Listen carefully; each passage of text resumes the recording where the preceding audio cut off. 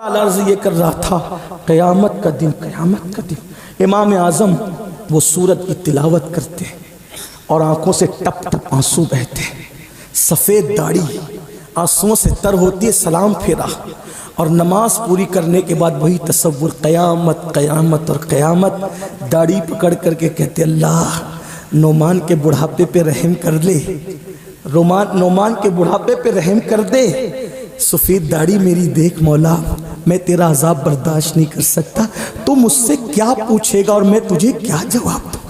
میں ایک بات آپ سے کہتا ہوں میرے بھائی، اگر اللہ ہمارے گناہ کا نہیں ہماری نیکیوں کا بھی حساب لے لے تو ہم اپنی نیکیوں کا بھی حساب نہیں دے سکتے،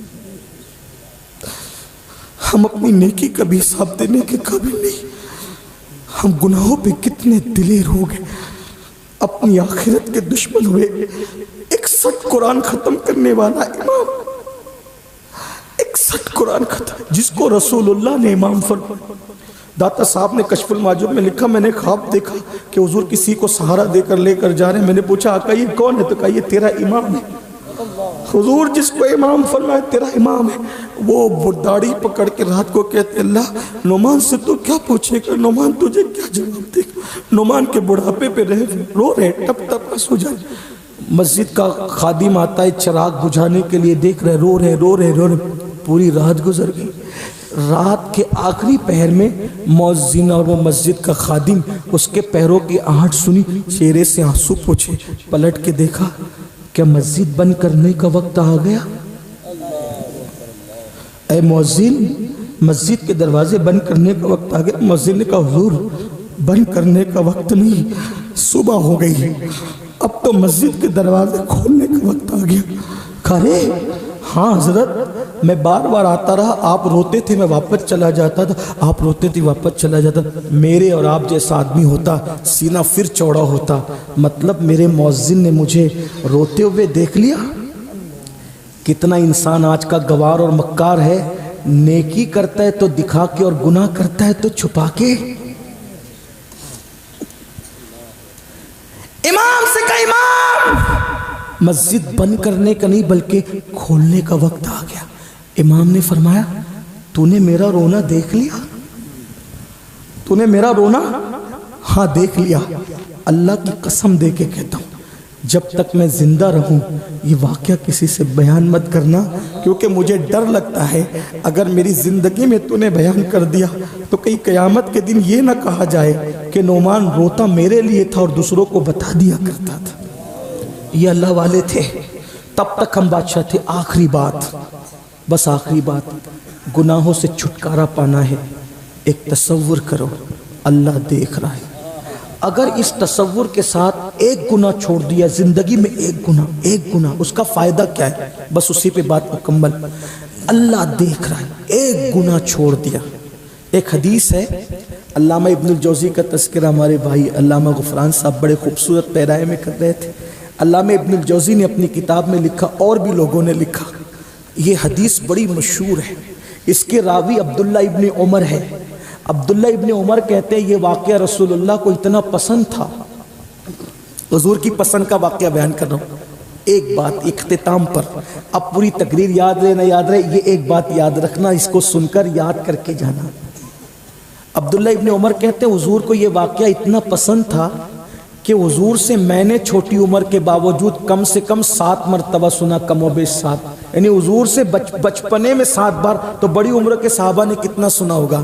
اس واقعے کا مفہوم یہ ہے کہ اللہ کے رسول علیہ السلام فرماتے بنی اسرائیل میں ایک جوان تھا، اس کا نام کفل تھا، اور کفل کو گناہ کی لت پڑی تھی، عادت پڑی تھی، گناہ میں لت پت تھا۔ وہ مطلب کیا؟ مفہوم کے طور پہ اس کر رہا ہوں، تشریح کے طور پہ، یعنی اس کا حال یہ ہوتا تھا کہ ہر دن اس کے بستر پہ کوئی نیا حسن چاہیے تھا، کوئی نئی لڑکی چاہیے تھی، دن کو وہ ڈھونڈتا رہتا کون سا نیا حسن و جمال شباب ملے گا، پٹا پھسلا کے لاتا، بدی کرتا، ہر گناہ کرتا، ہر گناہ۔ بنی اسرائیل میں مشہور تھا گناہ گار۔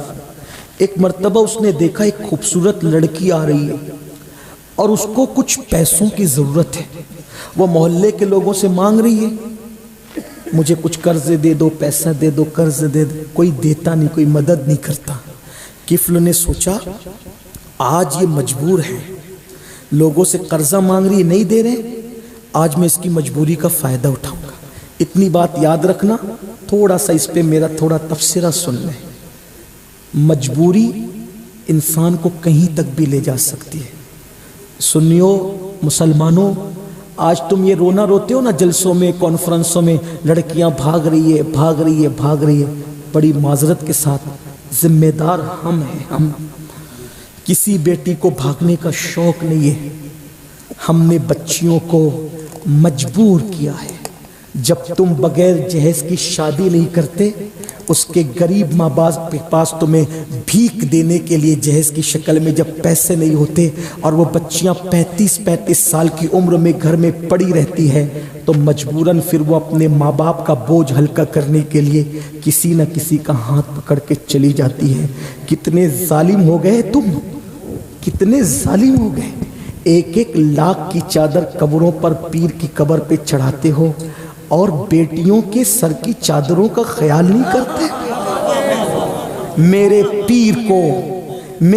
پیر کو 1 لاکھ کی چادر ریا کے طور پہ چڑھانے کی ضرورت نہیں ہے۔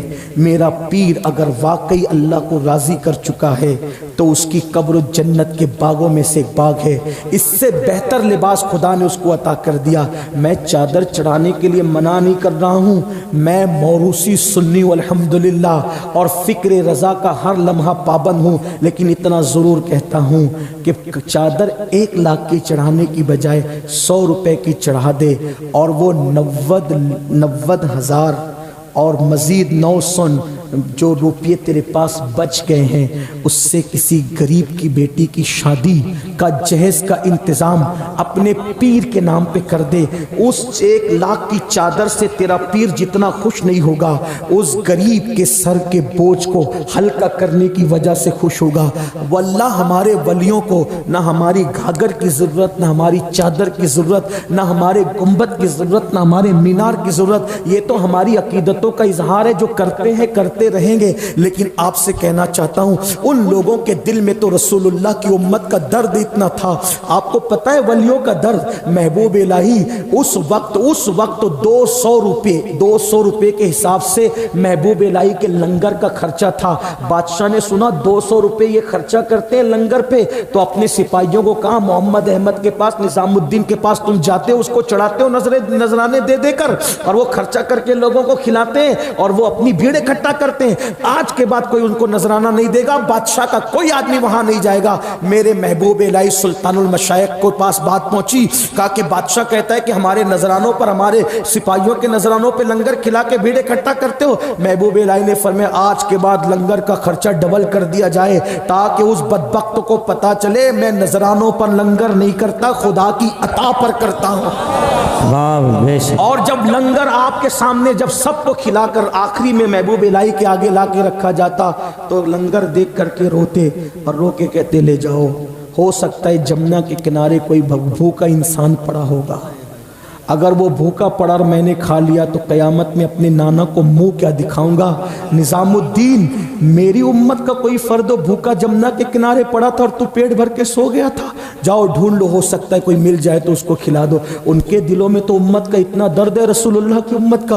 اگر تم ان حضور کی امت کے لیے کام کرو گے، ان کے لیے اسکولیں بناؤ گے، کالجز بناؤ گے، ہاسپٹلس بناؤ گے، آپ کو کہتا ہوں اپنے پیر کے نام پر اگر 10 لڑکوں کی فیس بھرنے کا ذمہ آپ لے لیں اسکول کی، اور غریبوں کے حوالے سے ان کو تعلیم یافتہ کرو، تو پھر کتنا بڑا کام ہوگا۔ یہ اللہ والے ہماری سوچ والے نہیں تھے، ان کی سوچ بڑی اعلیٰ تھی۔ یہ اپنے لیے نہیں میرے بھائی، وہ اوروں کے لیے، قوم کے لیے جیتے تھے۔ میرے آقا نے فرمایا جو بندہ صبح اس حال میں کرے کہ میری امت کی بھلائی کا منصوبہ نہ بنائے فلیس منا، وہ میری سوسائٹی کا ممبر نہیں ہے۔ اوروں کے لیے جینا سیکھو اور رسومات سے نکل کر حقائق کی طرف۔ بہت رسموں میں ڈوب گئے، حقیقتوں کی طرف آؤ، حقائق کی طرف آؤ۔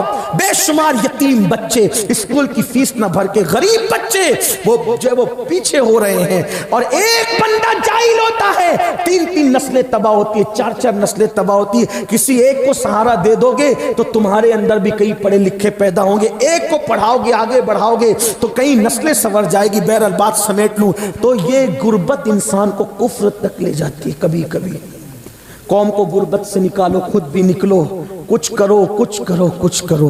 اور یاد رکھنا، قرضہ دینا صدقہ دینے سے افضل ہے۔ یہ بات سن لے، قرضہ دینا صدقہ دینے سے افضل ہے۔ کیوں؟ اس لیے کہ صدقہ مانگنے والے مانگتے ہی پھرتے رہتے ہیں، لیکن قرضہ انسان اس وقت مانگتا ہے جب اس کو ضرورت پڑتی ہے۔ اور حدیث پاک ہے، آپ نے، میں سمجھانے کے لیے اس کی مفہوم کے طور پر، آپ نے کسی کو 500 کا قرضہ دیا، اب جب تک وہ لوٹائے گا نہیں، روزانہ 500 روپیہ صدقہ کرنے کا ثواب آپ کو ملے گا۔ قرضہ دو گے تو سود ختم ہوگا، لیکن میری قوم پر بھی کون ماتم کرے گا؟ دینے والے دیتے نہیں قرضہ، اور اگر کوئی شریف انسان دے دے تو لوگ واپس نہیں کرتے، اور جو واپس نہیں کرتے ذرا وہ بھی سن لیں۔ ایک جنازہ اللہ کے رسول کے سامنے لا کے رکھا گیا، حضور علیہ السلام جنازے پہ کھڑے ہوئے، پیچھے ہٹے، کہا تم میں سے کوئی پڑھا دو اس کا جنازہ، میں نہیں پڑھوں گا۔ صحابہ نے پوچھا حضور آپ کیوں نہیں پڑھائیں گے؟ میرے آقا نے فرمایا مجھے ابھی جبریل نے بتایا کہ اس پہ قرضہ باقی ہے، جس پہ قرضہ باقی ہو میں اس کا جنازہ نہیں پڑھاؤں گا۔ آپ کیا سمجھ رہے ہیں؟ لے کر کے ہڑپ کر رہے ہو۔ مسلمانوں کا حال تو یہی ہے نا کہ ان کو دے کر تو دیکھو، داڑیاں بھی خوبصورت ہے، ٹوپیاں بھی خوبصورت ہے، کپڑے ہی بڑے اچھے ہیں، لیکن لین دین کے معاملے میں کیا حالات ہے ذرا دیکھو۔ اللہ کے رسول نے فرمایا اس کے اوپر قرضہ باقی ہے، میں جنازہ نہیں پڑھاؤں گا۔ مولا کائنات آ گئے، یا رسول اللہ کتنا ہے؟ اتنا ہے۔ آقا اتنی رقم پہ یہ آپ کے پڑھانے سے محروم رہے گا؟ حضور آپ گواہ رہیں، اس کا قرضہ میں اپنے سر لیتا ہوں، اس کو سبکدوش کرتا ہوں، آپ اس کا جنازہ پڑھا دیں۔ اور مولا کائنات کی اس وقت معاشی پوزیشن کیا تھی؟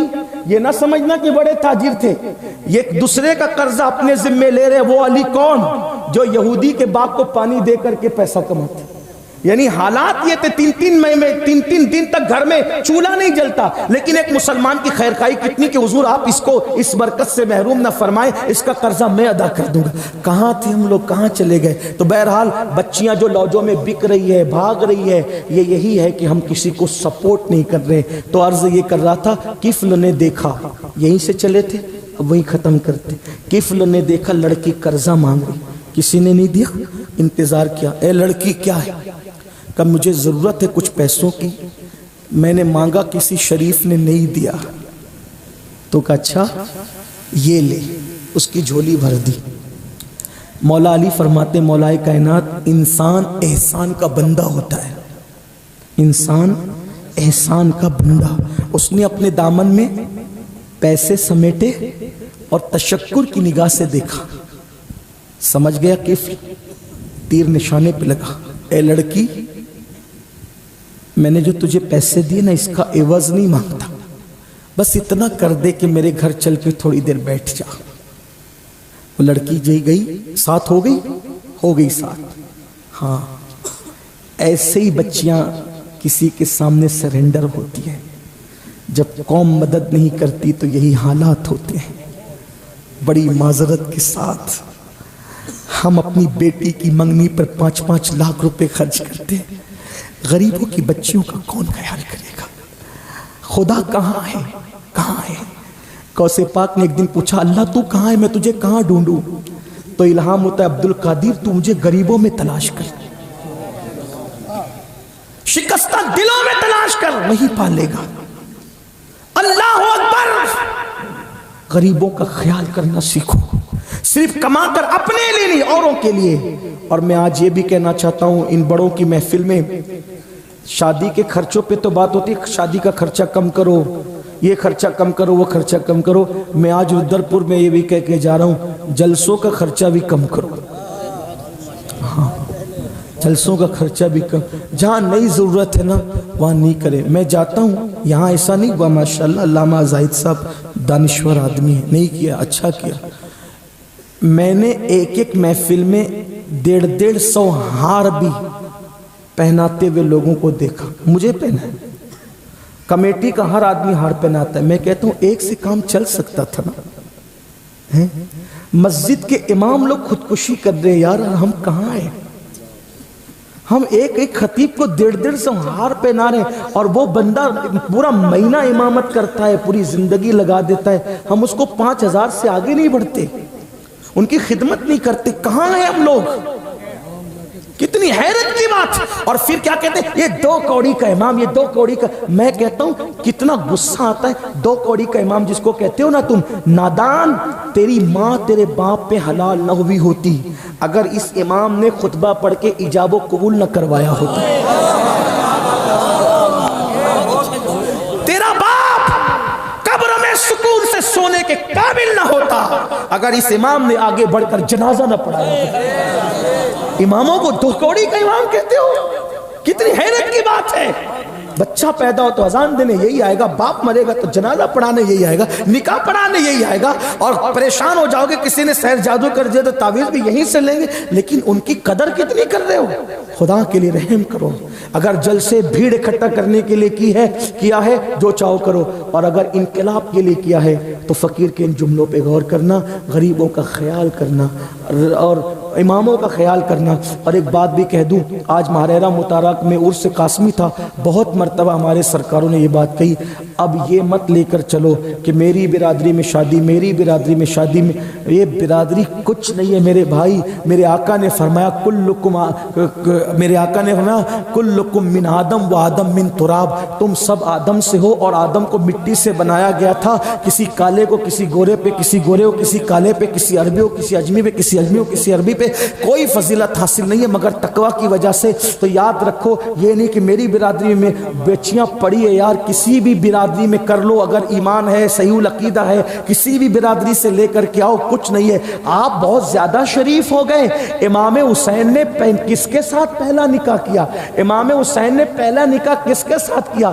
آپ سے پوچھتا ہوں، رسول اللہ کے نسب کے برابر تو کسی کا نسب ہے ہی نہیں، رسول اللہ کے حسب کے برابر تو کسی کا حسب ہے ہی نہیں۔ میرے امام حسین نے ایران کی شہزادی کنیز بن کے تھی، شہزادی، توجہ کرنا، تھی شہزادی لیکن بن کر کنیز آئی تھی، اور امام حسین کے حصے میں آئی تھی۔ آپ نے آزاد کیا، آزاد کر کے نکاح کیا، اور نکاح کر کے پھر اسی شہر بانوں کو جو کنیز بن کر کے آئی تھی شہزادی، پھر کہہ رہا ہوں شہزادی ہونے سے انکار نہیں، غلط مفہوم کوئی نہ دے، لیکن یاد رکھنا شہزادی کنیز بن کے آئی تھی، مگر کنیز بنی ہوئی کو آزاد کر کے نکاح میں لیا، اور پھر اس کے بعد کے سارے اماموں کی ماں بنا دیا۔ آپ کہاں ہیں؟ میری برادری، میری برادری، پھر برادری کر رہے تو حال کیا ہو رہا ہے؟ سوچو، خیال کرو، ان اکرمکم عند اللہ اتقاکم۔ تو بہرحال سینکڑوں باتوں کا رہ کے خیال آتا ہے، لیکن بات اینڈ کو پہنچتی ہے کیا؟ کفل نے کہا، لڑکی میں نے تجھے جو پیسے دیے نا، ایک ہی مطالبہ، میرے گھر چل کے بیٹھ جا میرے ساتھ تھوڑی۔ وہ احسان کے تلے دب چکی تھی، چلی گئی، بیٹھی تو یہ سب دروازے کھڑکی بند کر کے کھسکنے لگا۔ جب کھسک کے قریب پہنچا تو وہ لڑکی کا پورا وجود کانپنے لگا۔ کہا، لڑکی تو کس سے ڈر رہی ہے؟ تیرا تو کسی نے ساتھ نہیں دیا، سپورٹ نہیں کیا، اور جنہوں نے کچھ نہیں کیا ان سے ڈر رہی ہے، اور وہ کیوں ڈر رہی ہے؟ میں نے تو سارے کھڑکی دروازے بند کر دیے، کوئی نہیں دیکھ رہا ہے، کیوں ڈر رہی ہے؟ لڑکی نے جواب دیا، کفل میں جانتی ہوں، توجہ کریں، بطور مفہوم روایت پیش کر رہا ہوں۔ لڑکی میں کہنا، میں جانتی ہوں تو نے یہ گناہ بہت مرتبہ کیا جو تو میرے ساتھ کرنے جا رہا ہے، لیکن یہ گناہ آج سے پہلے میں نے کبھی نہیں کیا۔ کفل لذت کے لیے گناہ مت کر، لذت چلی جائے گی، گناہ باقی رہ جائے گا۔ 2 منٹ کی لذت کے بعد گناہ کے دفتر میں گناہ ہمیشہ باقی رہے گا۔ البر لا یبلا والذنب لا ینسا والدیان لا یموت، اعمل ما شئت کما تدین تدان۔ نیکی کبھی پرانی نہیں ہو سکتی، گناہ کبھی بھلایا نہیں جا سکتا، اور صلہ دینے والے، بدلہ دینے والے خدا کو کبھی موت نہیں آئے گی۔ پھر تم جو چاہے کرو، جیسا کرو گے ویسا بھرو گے۔ اور یاد رکھنا ہر گناہ کی سزا جو کرتا ہے اس کو ملتی ہے، کبھی معاف ہوتا ہے، کبھی سزا ملتی، کبھی نہیں ملتی۔ زنا وہ گناہ ہے، یہ یاد رکھنا، زنا ایک بندہ کرتا ہے، سزا اس کی نسلوں میں باقی رہتی ہے۔ زنا کرنے والا اگر 7 سمندروں کے پانی سے غسل کر لے تو بھی اس کا دل جو اس پاپ کی وجہ سے گندا ہو گیا وہ دھل نہیں سکتا۔ لڑکی نے کہا کفل لذت کے لیے گناہ مت کر، لذت چلی جائے گی، گناہ کوئی نہیں دیکھ رہا ہے، لڑکی سے کوئی نہیں دیکھ رہا ہے، لڑکی سے کہا کوئی نہیں دیکھ رہا ہے، لڑکی نے کہا کوئی نہیں دیکھ رہا ہے، اللہ دیکھ رہا ہے۔ قیامت کے دن وہ طاقت منہ میں کہاں سے لاؤں گی کہ اپنے اللہ کو بتاؤں کہ میں نے کفل کے ساتھ کیا کیا تھا، میں اللہ کو کیا جواب دوں گی؟ اسی لیے اس سے ڈر رہی ہوں کہ وہ دیکھ رہا ہے۔ جیسی کا دل سے جو بات نکلتی ہے اثر رکھتی ہے۔ لڑکی نے کہا اللہ دیکھ رہا ہے، اتنا کہنا تھا کفل بھی کانپ گیا، کہا اللہ دیکھ رہا ہے، یہ سب پیسے تیرے، جلدی چلی جائے یہاں سے، نکل جائے یہاں سے۔ ادھر لڑکی نکلی، ادھر موت کا فرشتہ گھر میں آیا اور کفل کی روح نکال لی۔ اگر کفل لڑکی کو نہ چھوڑتا تو کس حالت میں موت آتی؟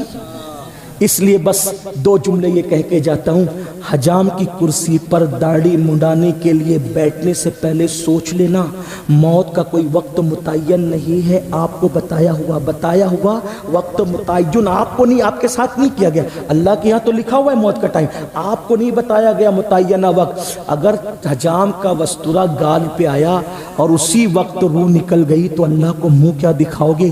اللہ اکبر، کسی لڑکی کے ساتھ پاپ کر رہے تھے، شراب پی رہے تھے، بدی کر رہے تھے، گناہ کر رہے تھے، کاروں میں سفر کرتے وقت گانا سن رہے تھے، اسی وقت گاڑی ٹکرا گئی، موت آ گئی، اللہ کو منہ کیا دکھاؤ گے؟ اتنا سوچ لینا، اتنا سوچ لینا۔ ادھر کفل کے گھر سے لڑکی نکلی، موت کا فرشتہ آیا، روح نکل گئی، جیسے روح نکلی جنگل کی آگ کی طرح خبر پھیل گئی، کفل مر گیا مر گیا مر گیا مر گیا۔